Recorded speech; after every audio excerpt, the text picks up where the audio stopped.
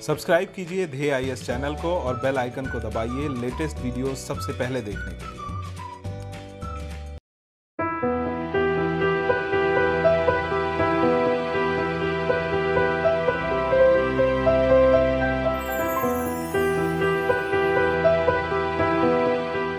नमस्कार, मैं सुनील वर्मा ध्येय आईएएस टीम की ओर से आपका स्वागत करता हूं ध्येय टीवी पर। हम बात करेंगे डेली करंट अफेयर्स के अपने प्रोग्राम पर, जैसा कि हम प्रतिदिन करते आए हैं। आज के वीडियो में हम बात करेंगे आंदोलन या विरोध के अधिकार पर और समझेंगे कि आंदोलनों को लेकर कोर्ट या अदालत का नजरिया क्या रहा है और उसमें क्या नया हुआ है। सीएए अर्थात सिटीजन अमेंडमेंट एक्ट को लेकर आपको पता है कि शाहीन बाग में लंबे समय तक आंदोलन चला था। इसी आंदोलन से जुड़ी एक याचिका पर सुनवाई करते हुए सुप्रीम कोर्ट ने एक बहुत ही महत्वपूर्ण निर्णय दिया है और यह निर्णय आने वाले समय में आंदोलनों के विकास को प्रभावित कर सकता है। इसी को लेकर कई तरह की बातें उठ रही। तो दरअसल हमें यह समझना है कि आंदोलन का अधिकार कितना संवैधानिक है, कितना विधिक है और इस पर कोर्ट और अदालत का क्या नजरिया रहा है और उसमें क्या परिवर्तन अब आया है। तो आइए हम इसको समझने का प्रयास करते हैं। पहले थोड़ा सा हम बेसिक्स पर बात कर लेते हैं, अर्थात अपने संवैधानिक अधिकारों को समझते हैं। उसके माध्यम से हम करंट अफेयर्स की चीजों को उससे जब जोड़ेंगे तो समझना थोड़ा हमारे लिए आसान हो जाएगा। नागरिकता संशोधन अधिनियम अर्थात सीएए को लेकर इस साल के प्रारंभ में अर्थात वर्ष 2020 के प्रारंभ में देश के कई हिस्सों में आंदोलन हुए। इन आंदोलनों के दौरान कई प्रकार के विधिक मुद्दे चर्चा में आए। तो विधिक का मतलब क्या है कि आखिर हमारे जो विधिक अधिकार हैं, जो आंदोलन कर रहे लोग हैं, उनके जो विधिक अधिकार हैं या प्रशासन के जो विधिक अधिकार हैं, उसको लेकर कई तरह की बातें उठी और उसमें जो मुद्दे आए वो मुद्दे ये थे कि आंदोलन का अधिकार क्या एक विधिक या संवैधानिक अधिकार है। दूसरा प्रश्न ये आया कि क्या इससे जो लोग प्रभावित होते हैं उनके पास भी कोई विधिक अधिकार है। जैसे कि अगर आपको लगता है कि आपको आंदोलन करना है, आपने आंदोलन जो है कि प्रारंभ कर दिया, उससे मैं अगर प्रभावित होता हूं तो क्या मेरे पास भी कोई विधिक अधिकार है। यह प्रश्न भी उठा। यह भी प्रश्न आया कि आखिर पुलिस प्रशासन की भूमिका इसमें क्या होनी चाहिए और क्या होती है। और यह भी आया कि आखिर जो आंदोलन कर रहे हैं क्या इनका भी कोई दायित्व तो बनता है कि जैसे कि आपने देखा होगा, आप किसी पॉलिटिशियन, किसी समाज सेवी से आप नाराज हो जाते हैं, आप उसके कभी सपोर्टर बन जाते हैं। उसके पीछे का कारण क्या है कि आपको यह पता होता है कि उनके क्या दायित्व तो हैं और क्या होने चाहिए। उसी के आधार पर आप अपना स्टैंड लेते हैं। तो ये जितनी बातें थी, अब इन सभी प्रश्नों का जवाब सुप्रीम कोर्ट के हाल के निर्णय के द्वारा दे दिया गया है।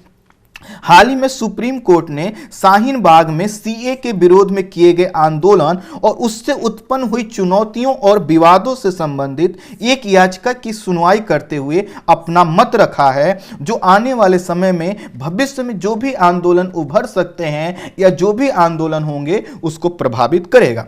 हमारे संविधान में थोड़ा हम अब संवैधानिक चीजों को समझते हैं और उससे हम आगे बढ़ेंगे। हमारे संविधान में सभी व्यक्तियों को विरोध और असंतोष व्यक्त करने का अधिकार दिया गया है। तो देखिए, दोनों शब्दों में थोड़ा सा अंतर है। विरोध का मतलब क्या है कि जब आप अपने असंतोष को बाहर करते हैं, जैसे आप किसी चीज को लेकर असंतुष्ट हो सकते हैं, लेकिन जब तक आप उसको कहेंगे नहीं, उस पर अपनी प्रतिक्रिया नहीं देंगे, तब तक वो विरोध नहीं माना जाए।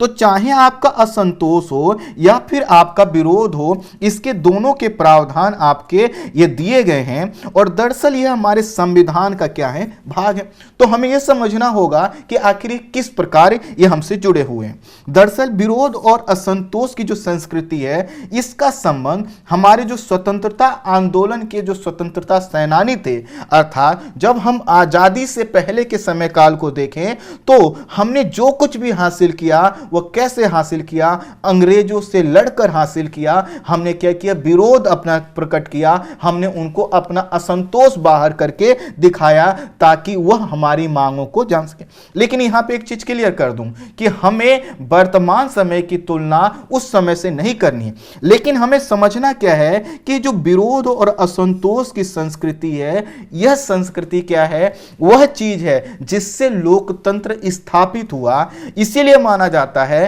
कि जितना ही कहीं पर विरोध और असंतोष के लिए एक फ्री फील्ड होगा, वहां पर डेमोक्रेसी अर्थात लोकतंत्र उतना ही मजबूत होगा।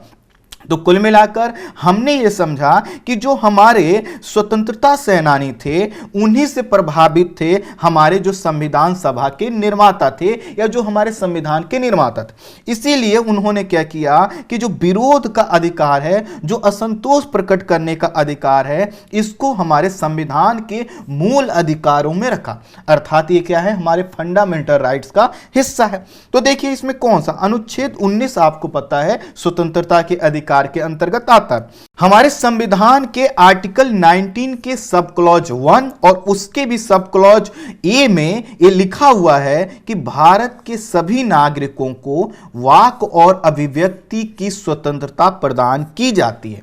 अर्थात आर्टिकल 19 का सब क्लॉज 1 का सब क्लॉज ए क्या कहता है कि सभी को वाक और अभिव्यक्ति की स्वतंत्रता दी जाती है। वाक और अभिव्यक्ति की स्वतंत्रता को आसान शब्दों में कहें तो हम जो बोलना चाहते हैं, जो अभिव्यक्त करना चाहते हैं, चाहे उसका कोई भी रूप हो, उसकी स्वतंत्रता दी गई है। अर्थात हम अपने विचारों, अपने दृष्टिकोण को क्या कर सकते हैं, अभिव्यक्त कर सकते हैं। इसके अंतर्गत अपने विचारों को व्यक्त करने के लिए जितने भी साधन हो सकते हैं, सभी इसके अंतर्गत आते हैं। इसका मतलब है आप बोल सकते हैं, आप लिख सकते हैं, आप कार्टून बना सकते हैं, अर्थात आप कहीं पेंटिंग कर सकते हैं। जो भी आपके पास विकल्प हैं, अपने विचारों को व्यक्त करने के लिए आपको वह अपनाने का और अपनी बात कहने का अधिकार दिया गया है। सर्वोच्च न्यायालय ने अपने अनेक निर्णयों में वाक और अभिव्यक्ति की स्वतंत्रता को मूल अधिकार पहले भी बताया है, लेकिन इसमें थोड़ा सा इस बार में कुछ परिवर्तन आएगा। तो अभी हम समझते हैं जो पुरानी चीजें हैं, अर्थात अभी तक की जो हमारी परंपरा थी। तो हमने क्या कहा कि अनुच्छेद 19 का जो सब क्लॉज 1 का सब क्लॉज ए है, इसमें क्या लिखा हुआ है कि यह हमारा फंडामेंटल राइट है। लेकिन इसमें अगर हम देखें तो सिर्फ यह बात संविधान की नहीं है, सुप्रीम कोर्ट ने भी कई निर्णय दिए हैं और उसमें वाक और अभिव्यक्ति की स्वतंत्रता का प्रसार किया है। जैसे पहला है कि विरोध प्रदर्शन करने को मूल अधिकार बताया गया है जब तक कि यह आंदोलन अहिंसक हो। अर्थात अगर यह हिंसा धारण कर लेता है तो यह मूल अधिकार के अंतर्गत नहीं आएगा, लेकिन जब तक यह अहिंसक है तब तक यह मूल अधिकार है कि आप क्या कर सकते हैं, आप विरोध प्रदर्शित कर सकते हैं। यह पहले सुप्रीम कोर्ट कह चुका है। दूसरा है वाणिज्यिक भाषण की स्वतंत्रता, अर्थात आप कोई कंपनी बनाते हैं, कोई यूनियन बनाते हैं और उसमें कोई आप स्पीच देते हैं तो यह आपके पास अधिकार है। प्रेस की स्वतंत्रता, जो प्रेस आप देखते हैं कि किसी भी मुद्दे पर वो कुछ भी बोलने लगते हैं तो उनके पास भी जो अधिकार है वो यही है जो हमारे आपके पास है, आपके अनुच्छेद 19 से जो संबंधित है। जानने का अधिकार, जैसे आपने सुना होगा कि आपको सूचना का अधिकार दिया गया, तो सूचना का अधिकार भी क्या है, आपके जानने का अधिकार है। वो जानकर ही आप किसी चीज के विषय में कोई धारणा बनाते हैं, कोई अपना विचार रखते हैं, तो ये भी क्या है, इसी का भाग है। चुप रहने का भी अधिकार है, अर्थात मान लेते हैं कोई आपसे कुछ कहता है कि हमें ये बताइए, लेकिन अगर आप चाहते हैं कि आपको नहीं बताना है तो चुप रहने का अधिकार भी वाक और अभिव्यक्ति के अंतर्गत आता है। कैसे? जैसे आप मुझसे किसी चीज पर पूछें और मुझे उस पर कोई जवाब नहीं देना हो तो मैं चुप रह जाऊं, तो मैं कहूंगा कि मेरा चुप रहने का भी क्या है, वाक और अभिव्यक्ति का ही हिस्सा है। क्यों? क्योंकि मैं कुछ नहीं बोलना चाहता हूं। ये क्या है, मैं निर्णय ले रहा हूं, ये चुप रहने का अधिकार भी क्या है, मेरा अधिकार है। क्योंकि अगर ना बोलना चाहता हूं मैं तो ये मुझसे जबरदस्ती नहीं बुलवाया जा सकता, ये भी इसके अंतर्गत शामिल है। मतदाताओं को सूचना का जो अधिकार दिया गया है वो भी इसी में शामिल होता है। तो आप समझ सकते हैं वाक और अभिव्यक्ति की स्वतंत्रता का कितना हमने प्रसार कर रखा है। यह अधिकार निर्बंधनों के साथ है, अर्थात यह ऐसा नहीं कि अत्यांतिक टाइप का है कि इस पर कोई जो है रिस्ट्रिक्शन नहीं है। कुछ रिस्ट्रिक्शन है और वह जो रिस्ट्रिक्शन लगाए जा सकते हैं।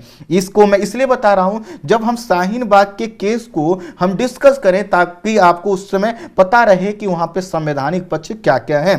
पहला जो निर्बंधन है वह भारत की प्रभुता और अखंडता, अर्थात आप ऐसा ये नहीं कह सकते कि हम कुछ भी बोलेंगे, कुछ भी बोलने की आज़ादी आपको नहीं है। अर्थात भारत की जो अखंडता है, जो प्रभुता है, जो उसकी सॉवरेनिटी है, उसको आप विखंडित नहीं कर सकते। राज्य की सुरक्षा जिससे खतरे में पड़ती हो, ऐसा कुछ भी आप नहीं बोल सकते। विदेशी राज्यों के साथ जो मैत्रीपूर्ण संबंध हैं, अगर प्रभावित होते हैं आपके बोलने से, आपकी अभिव्यक्ति से, तो उसको सीमित किया जा सकता है। लोक व्यवस्था, अर्थात अगर लगता है कहीं लॉ एंड ऑर्डर या कोई ऐसी दिक्कत आ सकती है, तो आपके जो विरोध का अधिकार है या जो आप बोलना चाहते हैं उसको सीमित किया जा सकता है। शिष्टाचार और सदाचार के हित में, अर्थात जो आप कहते हैं मूल्य हैं, उन मूल्यों के संदर्भ में भी जो है कि आपके जो वाक और अभिव्यक्ति की स्वतंत्रता है उसको सीमित किया जा सकता है। न्यायालय की अवमानना, अर्थात ऐसा नहीं कह सकते कि मान लीजिए सुप्रीम कोर्ट ने कोई निर्णय दिया और आप कुछ भी बोलने लगे, तो ये क्या हो जाएगा, न्यायालय की अवमानना हो जाएगा। आपको ये करने का, ये बोलने का अधिकार नहीं है। मानहानि या अपराध उद्दीपन के संदर्भ में, अर्थात आप कोई ऐसा भाषण नहीं दे सकते जिससे क्या हो जाए कि जो है कि हिंसा उभर आए। जैसे कोरेगांव का केस इस समय चर्चा में बना हुआ है, तो उसमें भी यही सब चीजें आ रही हैं। एक पक्ष है वो कह रहा है कि हमें बोलने की आजादी है, दूसरा पक्ष ये है कि नहीं, आपको आजादी है, इसको हम मानते हैं, लेकिन सब कुछ बोलने की आजादी नहीं है, जो रिस्ट्रिक्शन हमने बताया उसके अंतर्गत है। तो अभी तक हमने क्या समझा है, एक आर्टिकल समझा, और वह क्या था, आर्टिकल 19 का सब क्लॉज 1 का सब क्लॉज ए। अब हमें थोड़ा समझना है बी को, अर्थात आर्टिकल 19 का सब क्लॉज 1 और सब क्लॉज बी।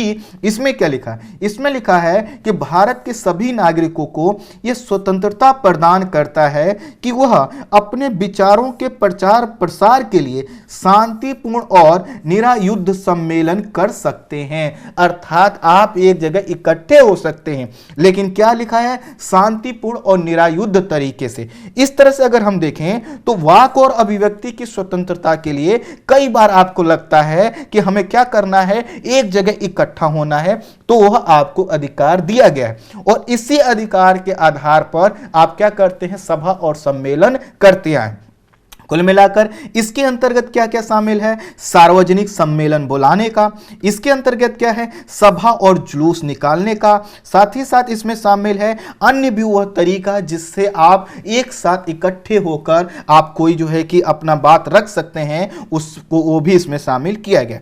तो इस तरह से अगर हम समझें तो आर्टिकल 19 का सब क्लॉज 1 और उसका भी सब क्लॉज ए और प्लस बी अगर हम देखें, इसको मतलब मैथ का फॉर्मूला नहीं बनाना है, ठीक है, तो इसको हम प्लस की जगह ऐसा कर देते हैं, ए और बी लिख देते हैं तो ज्यादा आसान है, ठीक है। तो ए और जो बी है, इसमें हमको क्या पता चला, इसमें यह पता चला कि हमारे पास क्या है, कुछ अधिकार है, और अधिकार क्या है कि हम बोल सकते हैं, हम अभिव्यक्त कर सकते हैं, कहीं पर इकट्ठे हो सकते हैं, अपनी बात रख सकते हैं, लेकिन उस पर भी क्या है, रिस्ट्रिक्शन है। पहला रिस्ट्रिक्शन जो हमने बताया कि ये जितने भी रिस्ट्रिक्शन आप देख रहे हैं, ये सब क्या है, लिखे हुए हैं, और इन रिस्ट्रिक्शनों का जो उल्लेख किया गया है वो भी संविधान में ही किया गया है। अर्थात आर्टिकल जो है कि 19 के 2 में अगर देखेंगे तो ये जितने भी आपको मैंने रिस्ट्रिक्शन बताए वह मिल जाएंगे।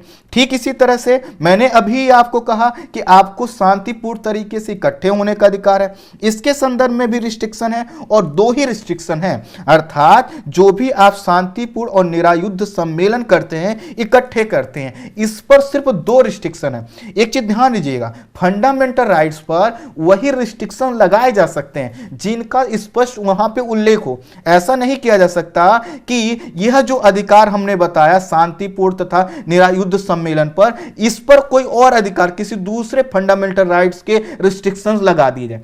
अर्थात जहां पर जिस चीज का उल्लेख है, तो यहां पर शांतिपूर्ण और निरायुद्ध सम्मेलन पर सिर्फ और सिर्फ 2 आधारों पर क्या होता है, आपके रिस्ट्रिक्शंस लगाए जा सकते हैं, और ये 2 अधिक जो आधार हैं वो कौन से हैं, पहला है भारत की प्रभुता और अखंडता, दूसरा है लोक व्यवस्था। अर्थात आप सम्मेलन में इकट्ठे होकर आप कुछ भी अगर ऐसा करते हैं जिससे भारत की प्रभुता और अखंडता को खतरा होता है, तो आपके सम्मेलन को क्या किया जा सकता है, हटाया जा सकता है। दूसरा है लोक व्यवस्था। ये जो शब्द है लोक व्यवस्था, इसका जो अर्थ निकाला जाता है वो काफी व्यापक। इसी के आधार पर आपने देखा होगा कि कई बार आपको आंदोलन करने नहीं दिया। तो यह तो था आपका संवैधानिक पक्ष।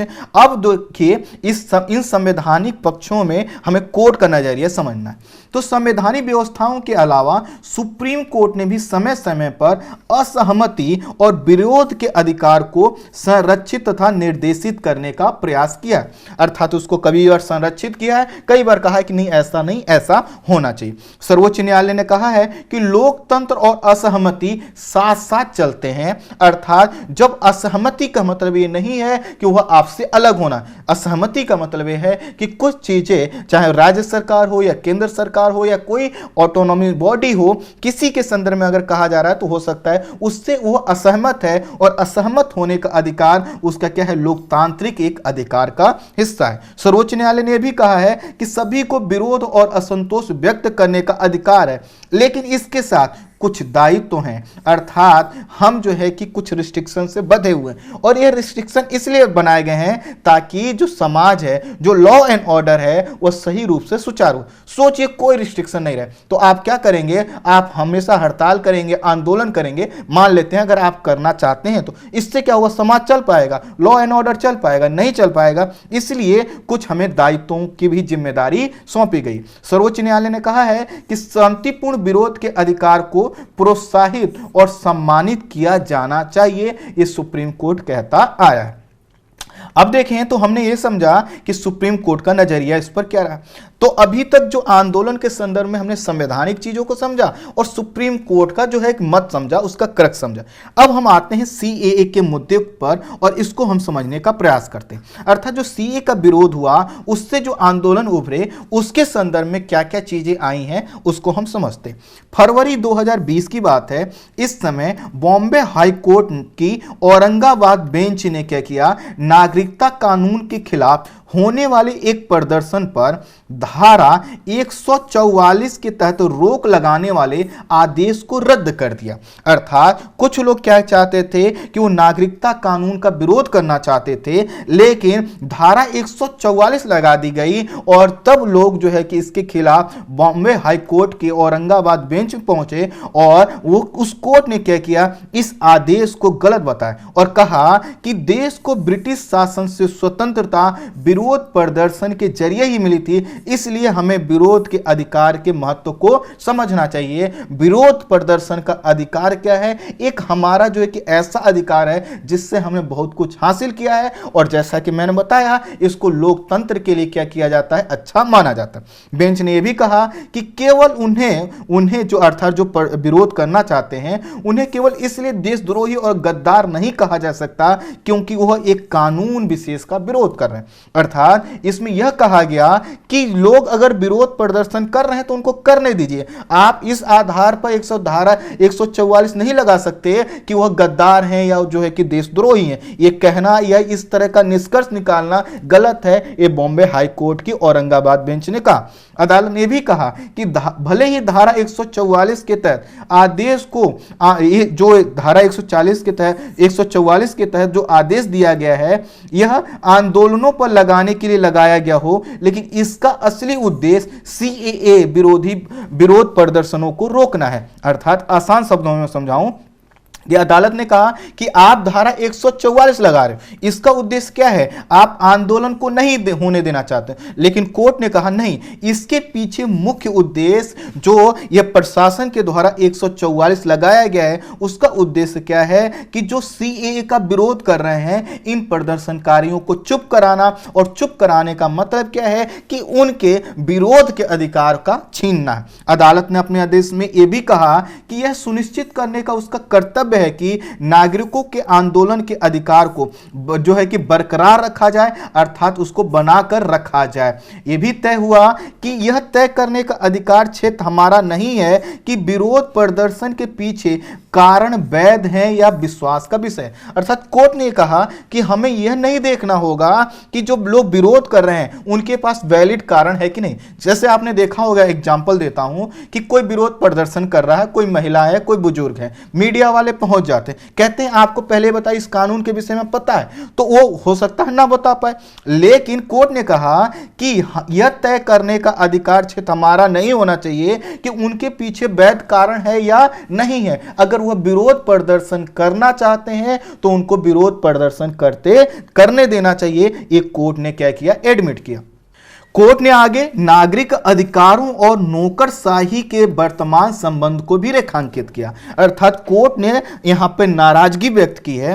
कोर्ट ने कहा कि नौकरशाही को कानून द्वारा दी गई शक्तियों का प्रयोग करते हुए संवेदनशील होने की आवश्यकता है। आजादी के पहले के कई कानूनों का प्रयोग नौकरशाही नागरिकों के खिलाफ करती है, जिन कानूनों को समाप्त कर दिया जाना चाहिए। अर्थात यहां पर कोर्ट ने क्या एडमिट किया, कोर्ट ने कहा कि हमें यहां पर समझना चाहिए कि जो नागरिक हैं उनके अधिकार क्या हैं, वाक और अभिव्यक्ति, असंतोष और विरोध करने का अधिकार, और ऐसे में नौकरशाही को क्या होना चाहिए, संवेदनशील होना चाहिए। लेकिन नौकरशाही क्या करती है, आजादी से पहले उन कानूनों का प्रयोग करती है जिनको अब समाप्त कर दिया जाना चाहिए, क्योंकि वह नागरिक अधिकारों के लिए सही नहीं है। तो कोर्ट ने कहा अगर वो अधिकार बने भी हैं, नौकरशाही को अधिकार ऐसे मिले भी हैं, तो भी उनका प्रयोग नहीं करना चाहिए। हमें यहां पे असहमति के मुद्दे को समझना चाहिए। बॉम्बे हाई कोर्ट के अलावा कर्नाटक हाई कोर्ट ने भी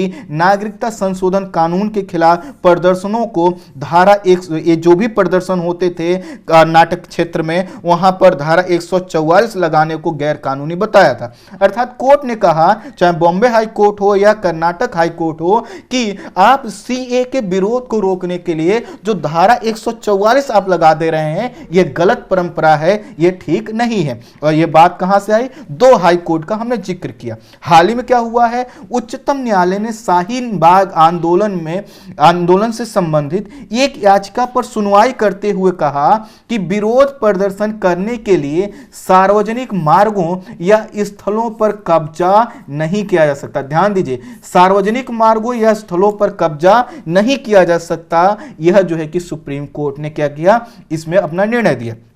याचिका की सुनवाई कर रही 3 सदस्यीय पीठ ने कहा कि नागरिकता संशोधन अधिनियम के विरोध में दिल्ली के शाहीन बाग में प्रदर्शनकारियों द्वारा सार्वजनिक सड़क पर कब्जा करने की जो घटना है वह अस्वीकार है। ऐसी घटनाएं नहीं होनी चाहिए, क्योंकि सार्वजनिक मार्गों या स्थलों पर कब्जा करना यह विरोध प्रदर्शित करने के अधिकार के अंतर्गत नहीं आता, यह सुप्रीम कोर्ट ने कहा। अदालत ने कहा इस प्रदर्शन के दौरान सार्वजनिक मार्गों की नाकाबंदी करने से यात्रियों को, ये जो यात्री होते हैं अर्थात जो उधर से आने जाने वाले लोग होते हैं, उनको भारी असुविधा का सामना करना पड़ता है। और इस तरह से यहां पर क्या होता है, जो यात्रियों के अधिकार हैं मुक्त आवागमन की, वो क्या होते हैं, बाधित होते हैं। तो इसलिए सुप्रीम कोर्ट ने इसमें जोड़ा कि जो सार्वजनिक मार्ग हैं या जो स्थल मार्ग हैं सार्वजनिक, इन पर कब्जा नहीं किया जाता। और इसको किससे जोड़ा, लोक व्यवस्था से। लोक व्यवस्था क्या हमने बताया था कि जो भी हमारी वाक और अभिव्यक्ति की स्वतंत्रता है, या जो भी हमें कहीं पर इकट्ठे होकर सम्मेलन करने की स्वतंत्रता है, उस पर एक रिस्ट्रिक्शन है। वह रिस्ट्रिक्शन क्या है, वह लोक व्यवस्था। और यह लोक व्यवस्था का ही आधार है कि जो भी व्यक्ति जहां जाना चाहता है, जो सार्वजनिक मार्गों का यूज कर रहा है, तो उसको करना चाहिए। आप अपने विरोध प्रदर्शन के लिए आप क्या कर सकते हैं, सार्वजनिक मार्गों या स्थलों पर आप कब्जा नहीं कर सकते, यह सुप्रीम कोर्ट ने कहा। दिल्ली के शाहीन बाग में दिसंबर 2019 से मार्च 2020 के बीच नागरिकता संशोधन अधिनियम 2019 के खिलाफ स्थायी धरना प्रदर्शन का आयोजन किया गया था। शब्द क्या है, स्थायी धरना प्रदर्शन। इस संबंध में सबसे पहले याचिका दिल्ली हाई कोर्ट में लगाई गई। हाई कोर्ट ने याचिका के संदर्भ में पुलिस से कहा कि अदालत यह आदेश नहीं दे सकती, ध्यान दीजिए, अदालत यह आदेश नहीं दे सकती कि पुलिस आंदोलन पर क्या एक्शन ले या किस तरह से उसे नियंत्रित करे। दरअसल यहां पर पुलिस यह चाहती थी कि हाईकोर्ट खुद कह दे कि यहां से आंदोलन को हटा दिया जाए और पुलिस को इससे सख्ती मिल जाएगी। कोर्ट ने साफ साफ कहा कि ये जितनी चीजें हैं, अर्थात किसी आंदोलन की स्थिति में किस तरह से पुलिस को व्यवहार करना चाहिए, ये पुलिस का काम है। कोर्ट इसमें आदेश नहीं दे सकती। इसलिए नहीं दे सकती क्योंकि हर बार के आंदोलन अलग अलग स्वरूप में होते हैं। तो कोर्ट ने यह कहा कि दिल्ली पुलिस के पास किसी भी विरोध आंदोलन की स्थिति में जनता के हित को देखते हुए यातायात को नियंत्रित करने की और यातायात के लिए जो भी विकल्प है उठाने की सभी शक्तियां और अधिकार पहले से मिले हैं। हमें किसी नए अधिकार और शक्ति को देने की जरूरत नहीं है। अर्थात यहां पर देखिए, दिल्ली हाई कोर्ट ने क्या किया कि एक ऐसा डिसीजन दिया जिसमें आप ये नहीं कह सकते थे कि वो चाहती थी तुरंत क्या किया जाए, शाहीन बाग को खाली करवा दी, या उसने पुलिस को यह अधिकार नहीं दिया कि आपको हम आदेश देते हैं आप खाली करवा दी।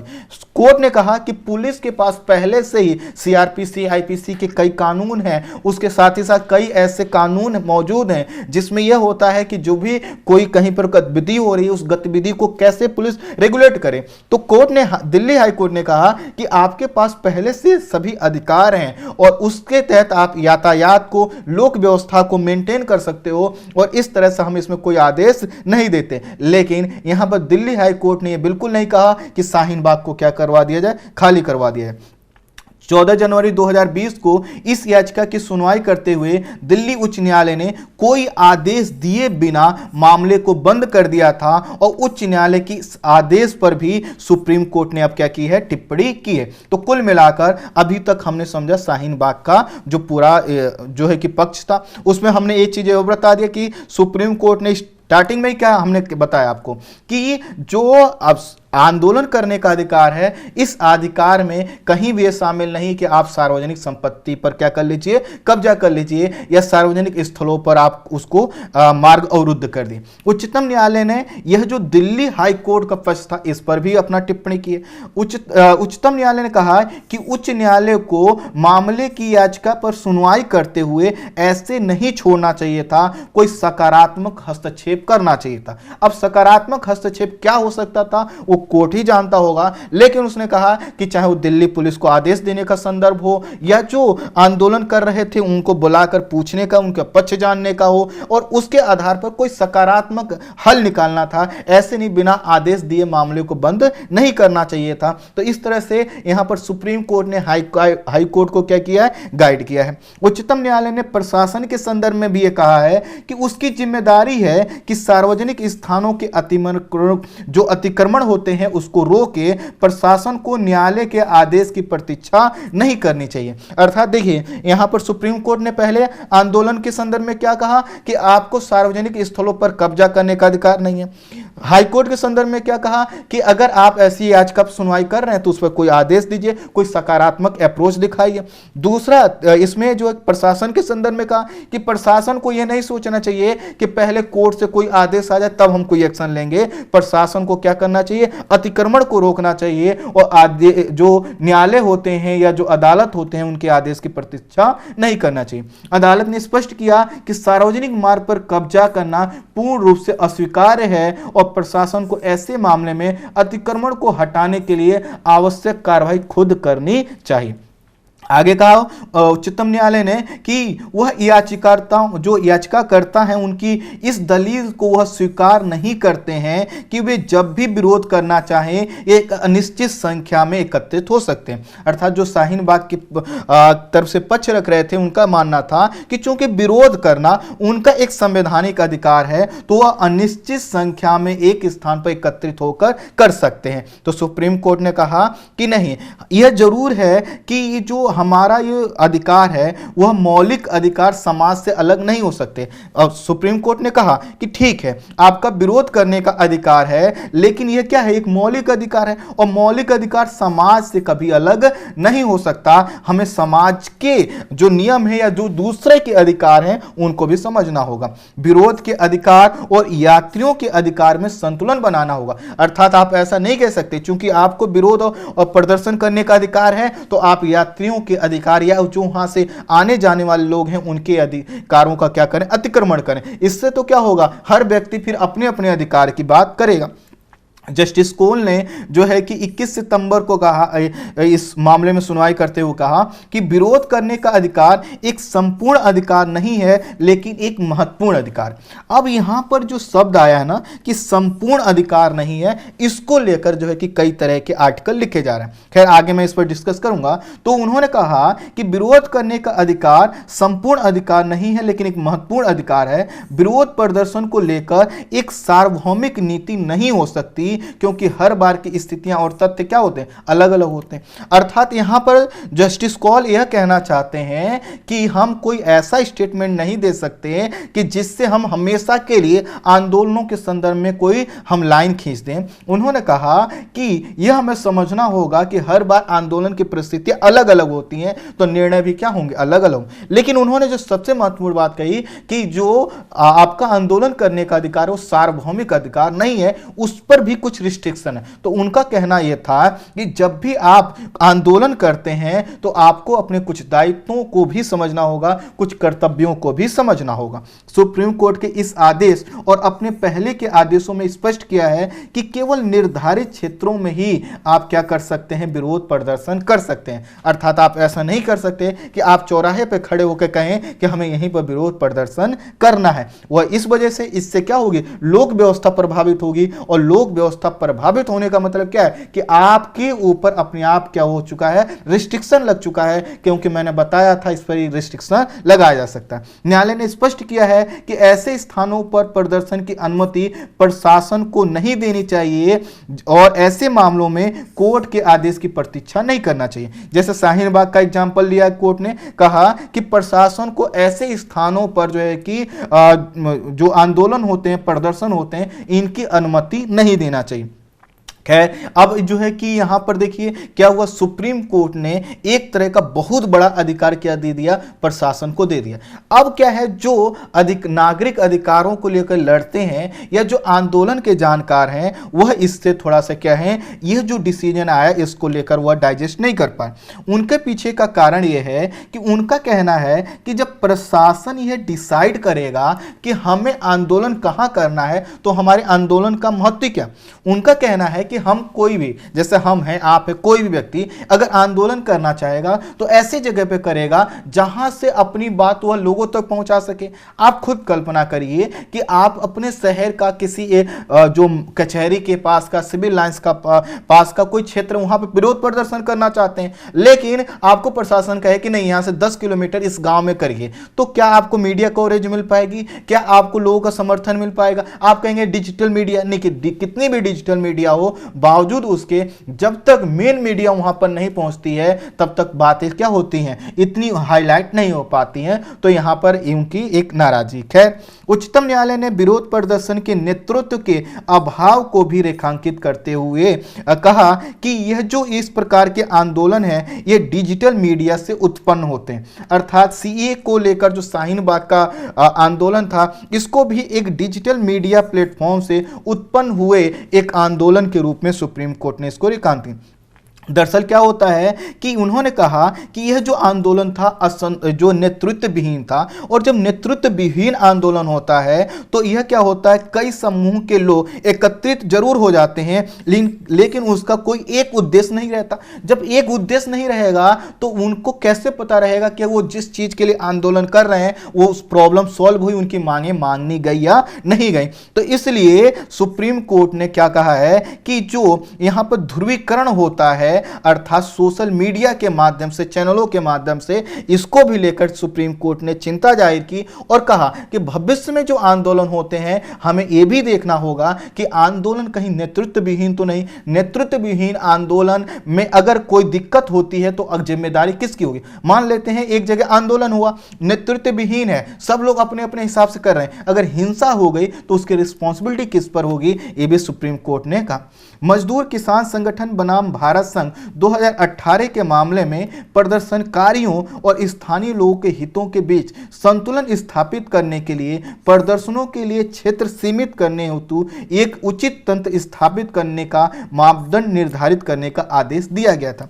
अर्थात जो अभी मैंने बताया शाहीन बाग वाला केस, अब उसको थोड़ा सा इस केस से जोड़कर समझिए।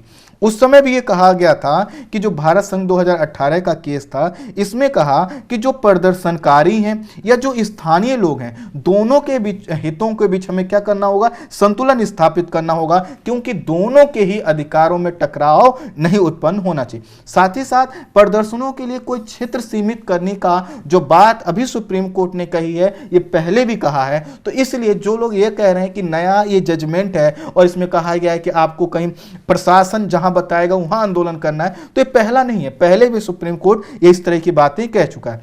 कुछ समीक्षकों का मानना है कि जैसे यह जो निर्णय है अधिकारों के व्यापक महत्व को जैसे जो भी अधिकारों के संदर्भ में केस आते हैं, तो अधिकारों को लेकर जो व्यापक नजरिया अपनाया जाता है वह इससे अलग है। अर्थात उनका कहना है कि जो विरोध करने वाले हैं, विरोध करने का अधिकार है, इस पर और जो है कि थोड़ा सा डिटेल में जो है कि कुछ निर्णय आना चाहिए था, और इसमें जो विरोध करने का अधिकार है उसके पक्ष में कुछ चीजें आनी चाहिए थी। लेकिन अभी जितनी चीजें आई हैं वो सभी चीजें क्या हैं कि कहीं ना कहीं विरोध के अधिकार को जो है कि कम करते हैं। लेकिन यहां पे मैं एक चीज स्पष्ट कर दूं, ये उनके तर्क हो सकते हैं, उनकी बातें हो सकती हैं, लेकिन सुप्रीम कोर्ट ने साफ साफ कहा है कि विरोध कर सकते हैं, लेकिन उस एक चीज जोड़ा गया है कि संपूर्ण अधिकार नहीं है, और संपूर्ण अधिकार नहीं है तो हमारे संविधान में भी है। दूसरी चीज कि अगर आपको किसी सीमित क्षेत्र में अगर आपको आंदोलन करने दिया जाता है, तो इसका मतलब यह है कि आपको वहां से जल्दी हटाया नहीं जाएगा, आप बात रख सकते हैं। यह दूसरा मुद्दा है कि वहां से आंदोलन कितना सफल होगा या असफल होगा। जैसे हम पहले अगर पटना शहर में देखें तो पटना शहर के जो मुख्य मार्ग पर पहले आंदोलन होते थे, लेकिन बाद में इसको शिफ्ट कर दिया गया गर्दनी बाग वाले क्षेत्र में। ऐसे जयपुर में स्टैच्यू सर्किल के पास आंदोलन पहले होते थे, अब वहां से 9 किलोमीटर दूर शिफ्ट कर दिया। तो कई बार ये लोग कहते हैं कि इससे क्या होते हैं, आंदोलन के जो अधिकार हैं वो प्रभावित होते हैं। तो इस वीडियो में इतना ही। Thank you so much.